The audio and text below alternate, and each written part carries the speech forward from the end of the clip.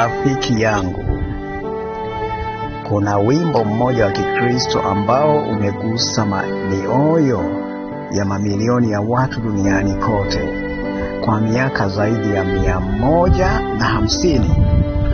Wimbo unaoimbiwa kanisani maeneo mbalimbali: Dar es Salaam, Nairobi, Lagos, London, ulimwenguni kote.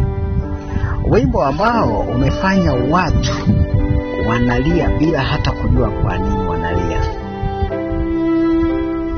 Lakini leo nataka kukuambia kitu ambacho labda hujawahi kusikia kamwe. Nyuma ya wimbo huu mzuri kuna hadithi ya maumivu makubwa. Kuna hadithi ya maumivu makubwa nyuma ya wimbo huu. Kuna hadithi ya mtoto mdogo aliyepofuliwa na daktari. Kuna hadithi ya mama aliyepoteza mwanawe mchanga. Na kuna hadithi ya mfungwa mmoja gerezani ambaye kilio chake kilibadilisha historia ya muziki wa Kikristo milele. Mtu huyu hakuwahi kuona rangi ya anga la jioni kama tunavyoona mimi na wewe. Hakuwahi kuona uso wa mume wake. Hakuwahi kuona machozi yake mwenyewe.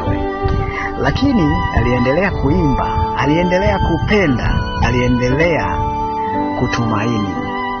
Na akaacha nyimbo zaidi ya 8,000 kwa vizazi vyote hata leo. Huyu ni Fan J. Crosby. Na leo tutaanza safari ya kushangaza ya maisha yake. Kaa nami mpaka mwisho, kwa sababu hadithi hii itabadilisha jinsi unavyoimba wimbo huu milele. Wimbo wa Usinipite Mwokozi.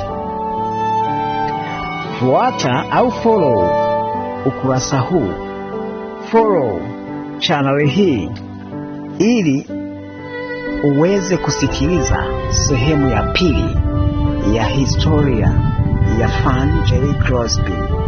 Itakushangaza sana. Tutaonana hivi karibuni. Tafadhali usisahau kulike, kushare, kucomment, bila kusahau kusubscribe, ili ninapoweka sehemu ya historia hii ya ajabu inapofuata uweze kuipata.